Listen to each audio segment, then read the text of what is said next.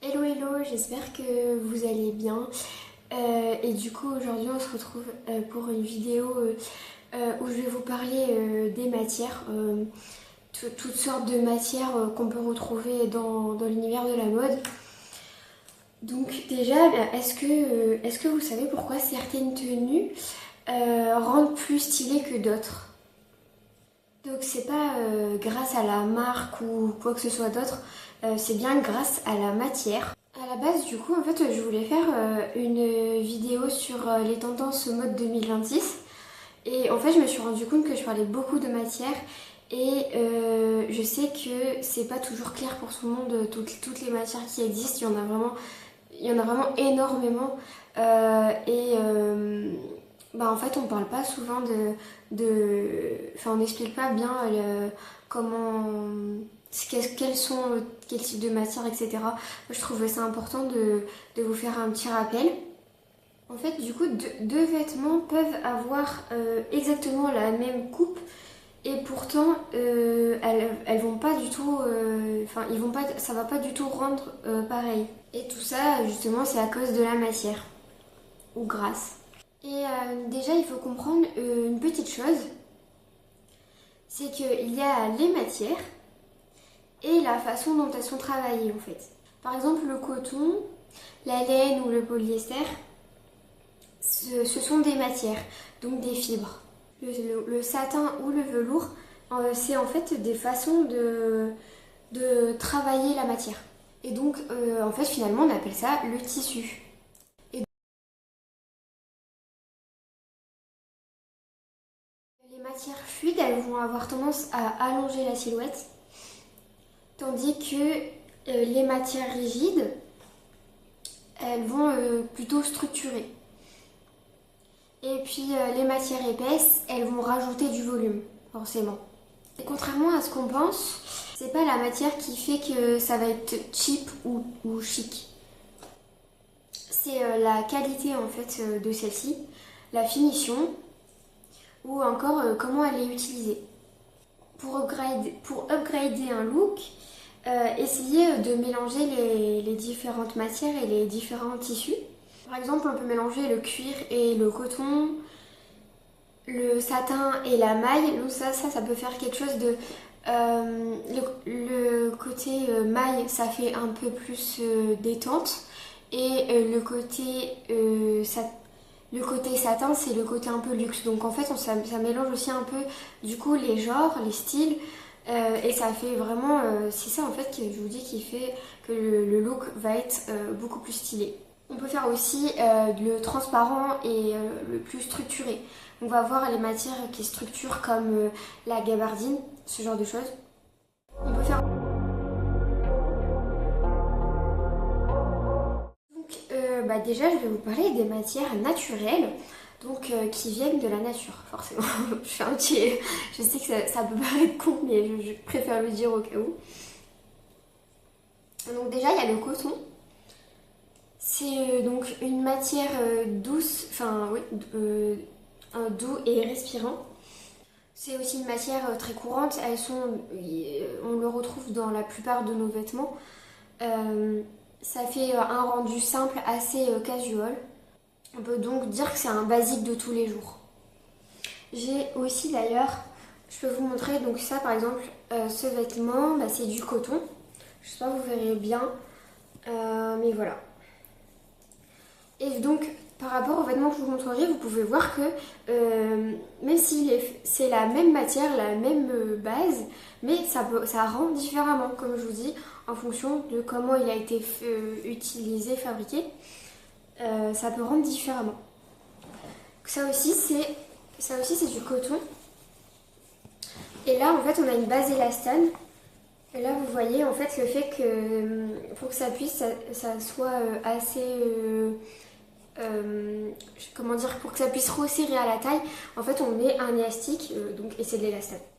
Donc après il y a la laine, donc c'est une matière chaude, je pense que vous le savez, je vous l'apprends pas ça.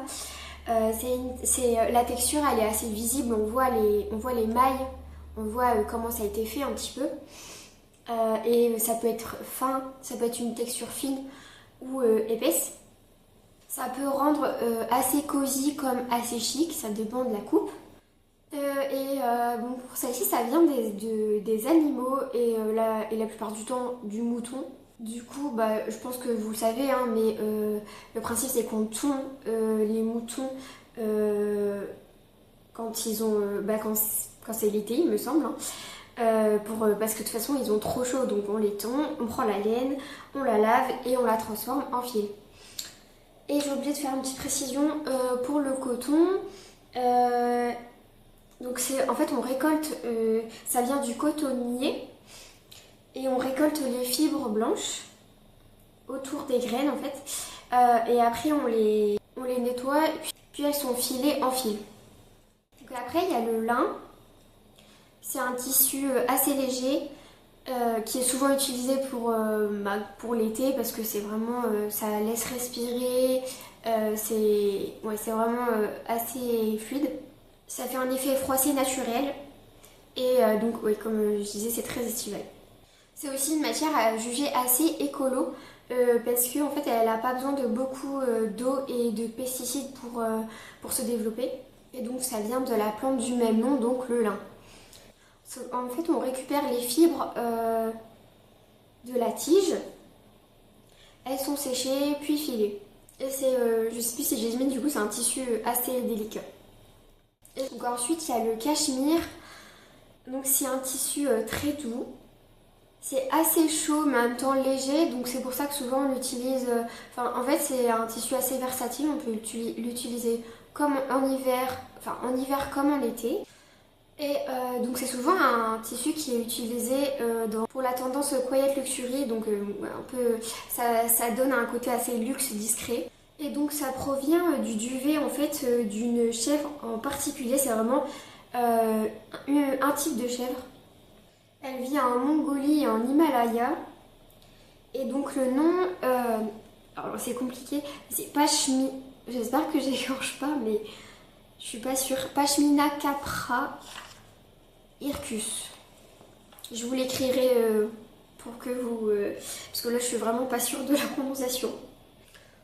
Et donc on les tond généralement au printemps, un peu comme les moutons.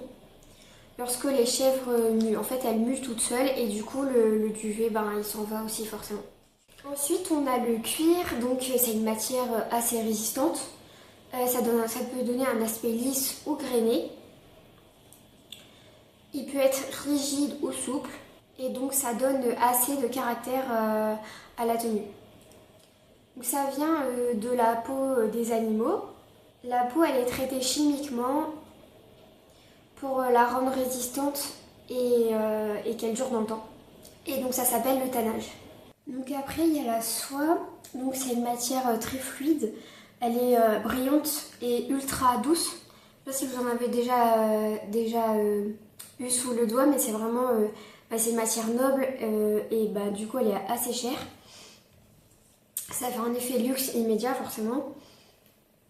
Elle est produite par des vers à soie. Donc les vers ils créent un fil autour d'eux et en fait c'est leur cocon. Le fil il est récupéré et transformé. Du coup comme je disais c'est une des fibres les plus fines et les plus luxueuses. Du coup donc après on a les matières synthétiques, donc des matières qui sont créées par l'homme. En premier on a le polyester, donc c'est très utilisé maintenant, donc ça coûte beaucoup moins cher que les matières naturelles. Ça peut aussi imiter d'autres matières, c'est parfois aussi pas très respirant, ça dépend en fait vraiment de la qualité de la matière première. Donc, c'est fabriqué à partir de pétrole, transformé en fibres chimiques, puis en tissu. Et comme j'ai parlé un peu plus tôt, donc on a l'élastane, c'est une matière extensible utilisée dans les vêtements moulants et ça rajoute pas mal de confort. Donc comme je disais avec le pantalon, vous voyez que c'est ajouté en petite quantité pour ajuster un peu plus au corps le vêtement. Après on a le nylon, donc c'est un tissu assez léger et résistant, souvent utilisé pour le sport. Ça donne un côté assez technique et moderne. C'est aussi un dérivé du pétrole et donc c'est créé en laboratoire. Ensuite on a l'acrylique. Donc c'est une imitation de la laine. C'est forcément moins cher et aussi parfois moins qualitatif. Ensuite en dernier on a la viscose. D'ailleurs donc ça c'est de la viscose. Vous voyez, hop, c'est un tissu assez léger et assez doux. Je trouve que ça se confond un petit peu avec le cachemire dans l'effet, dans le rendu et aussi au toucher. Donc c'est une fibre créée chimiquement à partir de cellulose de bois, donc c'est la pulpe en fait du bois. Donc forcément du coup c'est une matière artificielle et donc ça a un rendu assez doux et brillant.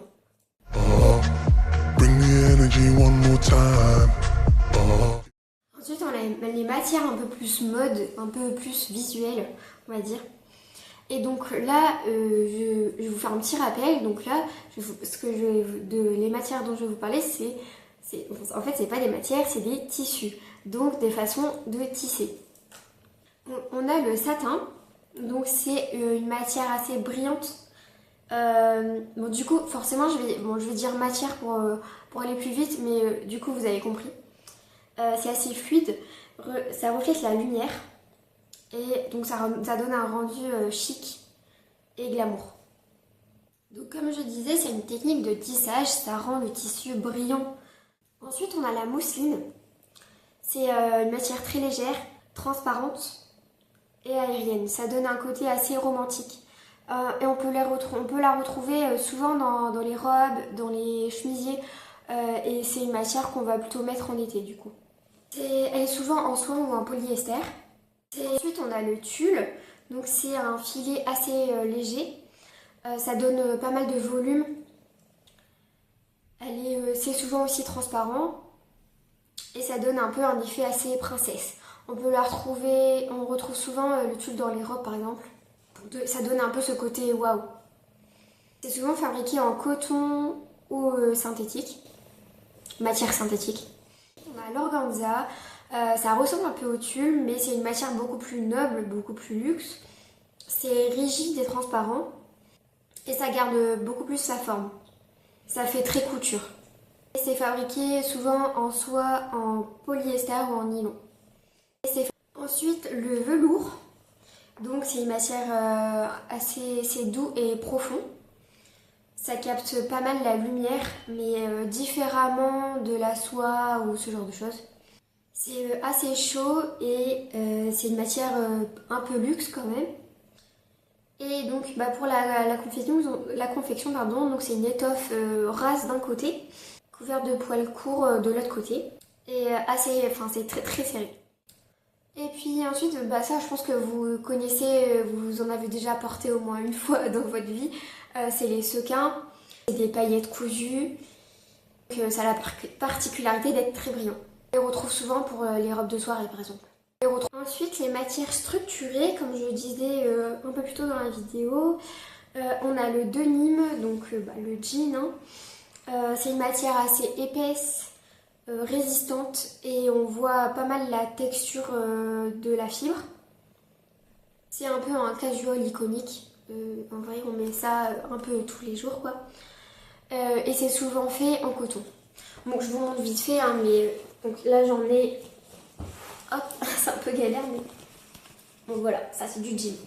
C'est ensuite le tweed, donc c'est une matière tissée, texturée et ça donne un aspect assez chic.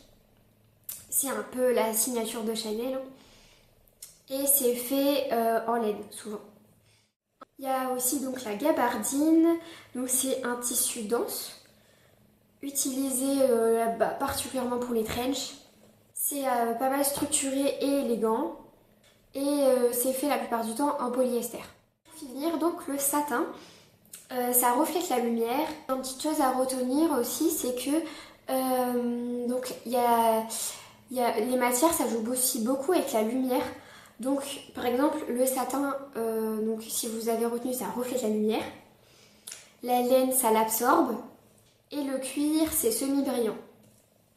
Donc vous pouvez aussi jouer avec ça dans vos tenues pour que ça soit, pour que ça ait un côté plus ou moins luxe. Donc maintenant, vous essayerez de vous intéresser un peu plus aux matières, enfin si ça vous intéresse du moins, parce que ça peut vraiment être quelque chose d'intéressant et comme je disais, ça peut vraiment upgrader vos looks. Et si vous avez essayé de faire des mélanges, n'hésitez pas à me faire un retour, ça m'intéresse. Sinon la vidéo vous aura plu, que c'était assez intéressant. Je pense que oui, mais voilà, n'hésitez pas à me dire. Et puis ça pourra vous éclairer un peu plus sur ma vidéo d'après du coup. À me supporter, à mettre un like ou ce genre de choses, c'est toujours cool. Et donc d'ailleurs j'avais pour idée pour compléter cette vidéo de faire aussi une partie plus matière durable parce que c'est vraiment intéressant et il y en a de plus en plus. Donc voilà, dites-moi si ça vous intéresse. Mais sinon, voilà, je vous retrouve plus tard dans une prochaine vidéo et je vous dis à bientôt du coup.